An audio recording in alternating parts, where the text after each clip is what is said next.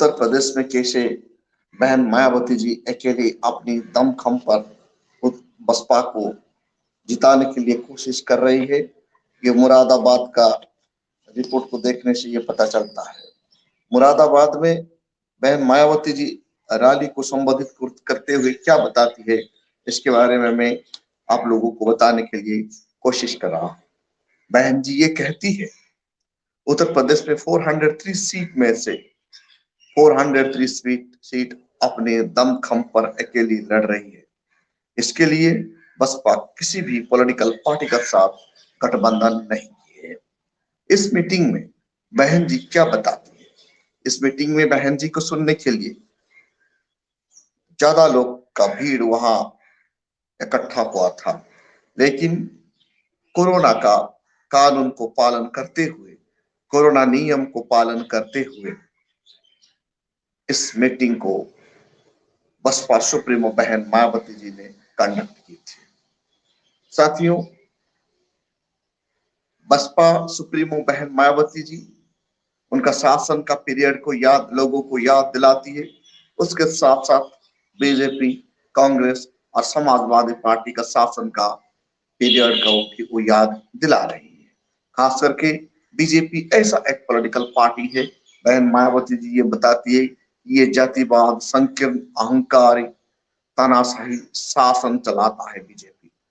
यानी जातिवादी शासन, संकीर्ण शासन, अहंकारी शासन, तानाशाही शासन से मुक्ति दिलाने के लिए बसपा को ही वोट देना होगा, क्योंकि बसपा ही ऐसा एक पॉलिटिकल पार्टी है जो देश को भारत के संविधान का द्वारा देश का शासन चलाता है। और बीजेपी का शासन का पीरियड में कैसे नफरत दंगा फैलता है, कैसे उत्तर प्रदेश में बहुजन समाज और मुस्लिम समाज को कैसे प्रताड़ित किया जाता है, इसके बारे में बहन मायावती जी लोगों को बता रही थी। मुरादाबाद मंडल का एमएलए सीट का प्रचार करते हुए बहन जी ये कहती है, आफ्टर इंडिपेंडेंट, आजादी होने के बाद देश में कांग्रेस का शासन आया, लेकिन इस शासन का पीरियड में कैसे बहुजन समाज को नेग्लेक्ट किया गया था, कैसे बहुजन समाज को नजरअंदाज किया गया था, ये बात बहन मायावती जी अपने स्पीच में लोगों को बताती है। बहन जी ये कहती है, कांग्रेस का पीरियड में भारतवर्ष में संविधान निर्माता डॉक्टर बाबा साहेब अम्बेडकर को कैसे नजरअंदाज कर दिया गया था, उनका मूवमेंट को दफनाने के लिए कांग्रेस कैसे जी तोड़ कोशिश की थी। उसके साथ साथ बहन जी ये बात भी बताती है, दादा साहब कांशीराम को मिशन को बंद करने के लिए DS4 को, बाम सेप को और खास करके बहुजन समाज पार्टी को कमजोर करने के लिए कांग्रेस ने दिन रात कैसे मेहनत करके सेप को तोड़ा था और दलित मूवमेंट को, DS4 मूवमेंट को दबाने के लिए कैसे कांग्रेस वाले ने कोशिश की, ये बात बहन मायावती जी लोगों को बताती है। और एक सबसे बड़ा बात बहन जी कहती है कि कांग्रेस का शासन का पीरियड में भारत का मसीहा, भारत का संविधान निर्माता डॉक्टर बाबा साहेब अम्बेडकर को भारत रत्न उपाधि नहीं दिए थे।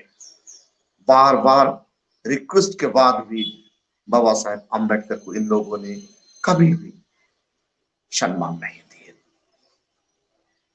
और एक बात बहन जी यहाँ बताती है, कांग्रेस कैसे दादा साहेब कांशीराम को नेग्लेक्ट करती है।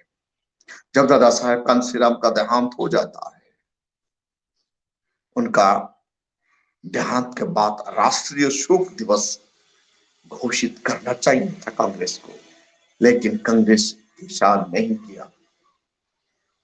क्यों?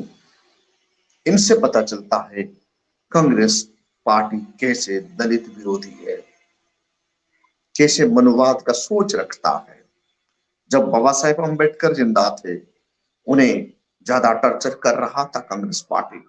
बाबा साहेब अम्बेडकर का देहांत का बाद भी उन्हें मरणोपरांत भी उन्हें भारत रत्न उपाधि नहीं दिया गया।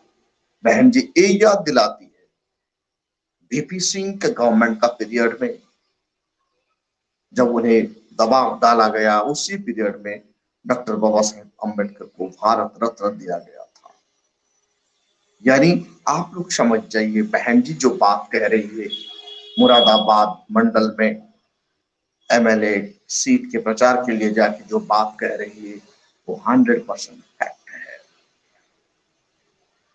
कांग्रेस जब जब शासन की तब तब दलितों को अत्याचार हुआ, दलितों का महापुरुषों को नेग्लेक्ट किया गया, खास करके बाबा साहेब अम्बेडकर को ज्यादा नेग्लेक्ट किया गया और उनका मिशन को बर्बाद करने के लिए कैसे दिन रात कांग्रेस का षड्यंत्र था, ये बात पता चलता है।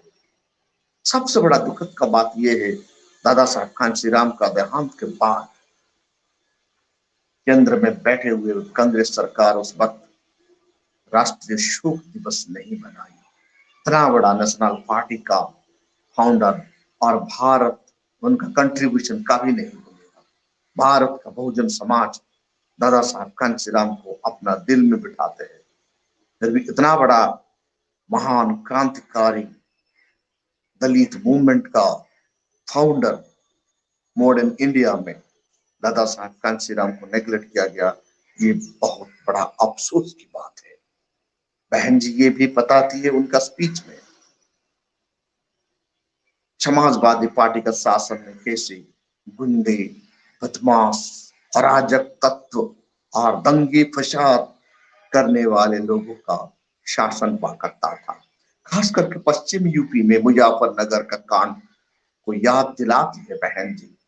दंगे फसाद जब होता है, उस दंगे फसाद में ज्यादा से ज्यादा नुकसान किसको होता है? नुकसान माइनॉरिटी को होता है, उसके साथ साथ दलित कम्युनिटी को होता है, बहुजन समाज को होता है, जो दबे कुचले लोग हैं, जो निचले तबके के लोग हैं, इनका ऊपर ज्यादा दंगे फसाद होता है और उनका नुकसान होता है। सहारनपुर और देवगांव का दंगा कैसे दलितों का और मुसलमानों का नुकसान हुआ था, ये बात बहन जी याद दिलाती है। आज समाजवादी पार्टी जय भीम का नारा दे रही है। बहन जी ये भी कहती है उनका शासन का पीरियड में सिर्फ समाजवादी पार्टी का शासन का पीरियड में लिमिटेड कम्युनिटी को, लिमिटेड लोगों को ही फायदा मिला करता था। और बहन जी ये भी कहती है उनका जो समाजवादी पार्टी का शासन है ये सौतेले रवाया है। ये हर वक्त दलित महापुरुषों को नेग्लेक्ट किया है। दलित महापुरुषों, दलित संत और गुरु को इन्होंने समाजवादी पार्टी का लोगों ने ज्यादा नेग्लेक्ट किए हैं। इसके साथ साथ schedule caste, schedule tribe reservation को समाजवादी पार्टी ने यूपी में स्टॉप कर दिया है। जो रिजर्वेशन बहन जी 2007 में उनका शासन का पीरियड में schedule caste, schedule tribe community का लोगों के लिए सरकारी नौकरी में जो ठेके नौकरी होता है उसमें जो रिजर्वेशन दी थी, वो रिजर्वेशन को जानबूझकर समाजवादी का शासन का पीरियड में कैसे स्टॉप किए हैं, ये बात को बहन जी याद दिलाती है। उसके साथ साथ शेड्यूल कास्ट, शेड्यूल ट्राइब लोगों का जो प्रमोशन बहन जी ने दिलाई थी उत्तर प्रदेश में, वो प्रमोशन का बिल को संसद में कैसे समाजवादी पार्टी का लोग फाड़ दिए हैं, ये बात बहन जी याद दिलाती है। बाबा साहेब अम्बेडकर को याद करते हुए बहन जी उनका शासन का पीरियड में सरकारी फंड में शेड्यूल कास्ट, शेड्यूल ट्राइब बच्चे फॉरेन जाके पढ़ने के लिए जो व्यवस्था कर रखी थी, वो व्यवस्था को समाजवादी पार्टी का लोगों ने स्टॉप कर दी है। यही इतिहास गवाह है। भारत का गवर्नर जनरल श्री राजगोपालचारी जब भारत का फर्स्ट गवर्नर जनरल होते हैं, उनका पहला दस्तखत होता है बाबा साहेब अम्बेडकर का द्वारा किया गया कोलंबो प्लान किया था। वो कोलंबो प्लान को स्टॉप किया गया था। उस कोलंबो प्लान था भारत में रहने वाले शेड्यूल कास्ट शेड्यूल ट्राइब बच्चे सरकारी खर्चा से फॉरेन पढ़ाई करेंगे। कोलंबो प्लान को जैसे श्री राजगोपालचारी कांग्रेस लीडर, कांग्रेस का प्रेशर में इनको स्टॉप किया था और हमारा एजुकेशन, फॉरेन एजुकेशन को बंद कर दिया गया था। वैसे समाजवादी पार्टी शासन आते ही बहन जी के द्वारा स्थापित किया गया फॉरेन एजुकेशन फंड को स्टॉप कर दिया गया, क्योंकि ये ऐसे करने से होनहार लड़के भारत से मतलब शेड्यूल कास्ट शेड्यूल ट्राइब परिवार से नहीं निकल सके। मतलब कैसे निचली स्तर का काम समाजवादी पार्टी उत्तर प्रदेश में किया, ये बात बहन जी लोगों को बताती है। बहन जी ये भी कहती है जितने भी संतों महापुरुष के नाम पर उत्तर प्रदेश में बनाया गया था जिले, हॉस्पिटल, कॉलेज, इनको कैसे नाम चेंज कर देता है समाजवादी पार्टी। पंचशील नगर को पंचशील नगर बनाया था बहुजन समाज पार्टी, इनका नाम बदलकर उन्होंने हापुड़ कर दिए।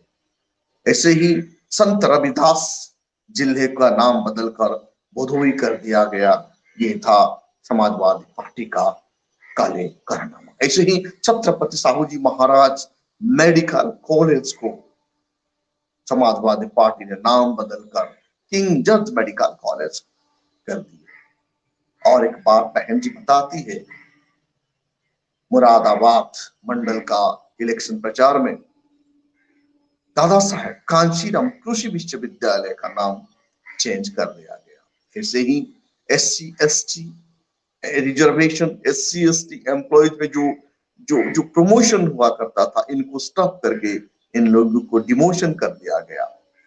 उसके साथ साथ आपको पता है zero admission private college, private school या एनी यूनिवर्सिटी में शेड्यूल कास्ट शेड्यूल ट्राइब बच्चों को जीरो फाइनेंस में एडमिशन व्यवस्था जो यूपी गवर्नमेंट में था, इनको स्टॉप करके समाजवादी पार्टी ने 60% पेइंग कंपल्सरी कर दिया।